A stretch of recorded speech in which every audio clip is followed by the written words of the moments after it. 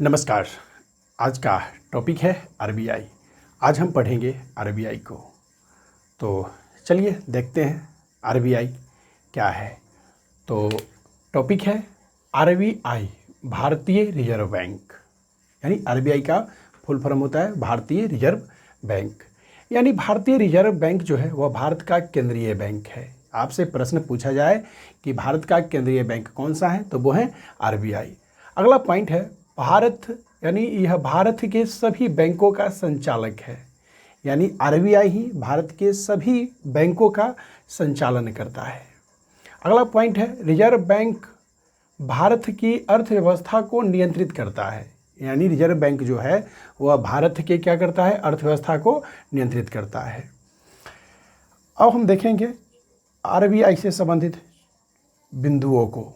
तो आरबीआई का full form होता है रिजर्व बैंक ऑफ इंडिया। यानी आरबीआई का फुल फॉर्म क्या होता है, रिजर्व बैंक ऑफ इंडिया। और आप देख चुके हैं कि जो आरबीआई है वो है भारत का केंद्रीय बैंक है और यह सभी बैंकों का संचालन करता है और रिजर्व बैंक ही भारत की अर्थव्यवस्था को नियंत्रित करता है। याद रखिएगा कि आरबीआई की स्थापना 1 अप्रैल 1935 को हुआ था, अधिनियम 1934 के तहत। यानी आपसे प्रश्न पूछा जाए किस अधिनियम के तहत आरबीआई की स्थापना हुआ, तो अधिनियम 1934। किस आयोग के सिफारिश पर, तो यंग हिल्टन आयोग की सिफारिश पर। यानी आरबीआई की स्थापना 1 अप्रैल 1935 को एक्ट 1934 के तहत और आयोग तो यंग हिल्टन के तहत। अगला है प्रारंभ में इसका मुख्यालय था पश्चिम बंगाल यानी कोलकाता। याद रखिएगा कि जिस समय आरबीआई की स्थापना हुआ था उस समय इसका मुख्यालय कहाँ था, कोलकाता में, और वर्तमान में कहाँ है, मुंबई में।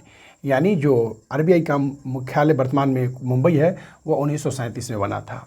और एक पॉइंट है भारत का आरबीआई जो बैंक है उसका राष्ट्रीयकरण तो 1 जनवरी 1949 को। यानी आरबीआई बैंक का राष्ट्रीयकरण कब हुआ, तो 1 जनवरी 1949 को। और अगला है भारत का प्रथम गवर्नर, तो ओसवान स्मिथ। और अगला है प्रथम भारतीय गवर्नर, तो प्रथम भारतीय गवर्नर तो सीडी देशमुख। और वर्तमान की बात करेंगे तो वर्तमान में गवर्नर है शक्तिकांत दास। इसकी चिन्ह है यानी लोगो तार का वृक्ष या बंगाल का टाइगर। यानी तार का वृक्ष और बंगाल का टाइगर। अगला पॉइंट है, इधर देख सकते हैं आप कि डॉक्टर मनमोहन सिंह जो गवर्नर जनरल थे 1982 से 85 तक। अगला पॉइंट है सबसे कम समय गवर्नर जनरल। यानी आरबीआई का सबसे कम समय गवर्नर जनरल रहने वाले व्यक्ति कौन थे, तो अमिताभ घोष। मात्र वो 20 दिन तक रहे थे, 15 जनवरी 1985 से लेकर के 4 फरवरी 1985 तक। अगली पॉइंट है सबसे अधिक समय गवर्नर जनरल आरबीआई का, तो सर बेनेगल रामाराव जो 1949 से लेकर के 1957 तक थे। यह 7 वर्ष तक रहे हैं। यानी सबसे कम समय में कौन रहने वाले थे, अमिताभ घोष, मात्र 20 दिन के लिए। और सबसे अधिक समय के लिए तो सर बेनेगल रामाराव जो 1949 से लेकर 1957 तक थे, 7 वर्ष के लिए। अगला पॉइंट है भारत में 1 रुपया के नोट व सिक्के ढालने का अधिकार अगर है तो वित्त मंत्रालय के पास या केंद्र सरकार के पास। यानी 1 रुपया के सिक्का जो हम ढाल सकते हैं वो किसके अधीन में, वित्त मंत्रालय और केंद्र सरकार के अधीन में। तो एक बात और याद रखिएगा, जहाँ पे सिक्का ढाला जाता है उसे हम टकसाल कहते हैं। यानी जहाँ पे सिक्का ढाला जाता है उसे हम क्या कहते हैं, टकसाल कहते हैं। अगला पॉइंट है 1 रुपया के नोट पर वित्त सचिव का क्या होता है, हस्ताक्षर होता है। यानी सबसे पुराना टकसाल की अगर बात करें तो कोलकाता और मुंबई, जिसकी स्थापना 1859 ईस्वी में हुआ था। वर्तमान में भारत में 4 टकसालें हैं। कितने टकसाल हैं, 4 टकसाल हैं। तो चलिए देखते हैं बारी बारी से।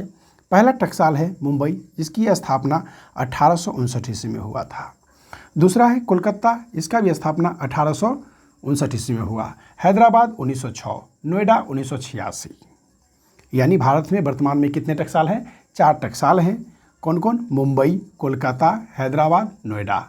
और मुंबई की स्थापना 1859, कोलकाता में तो 1859 और हैदराबाद टकसाल की तो 1906 और नोएडा तो 1986। एक महत्वपूर्ण पॉइंट है, याद रखिएगा कि अगर आपसे पूछा जाए कि मुंबई में जो सिक्का ढलता है उसमें क्या चीज़ का नीचे चिन्ह होता है, तो हीरा का। कोलकाता में तो कोई निशान नहीं, यानी कोलकाता में जो सिक्का ढलाएगा उसके नीचे कोई निशान नहीं होता है। और अगर बात करें हैदराबाद की, तो हैदराबाद में सितारा होता है। और नोएडा, तो नोएडा में डॉट डॉट होगा। तो ये थे RBI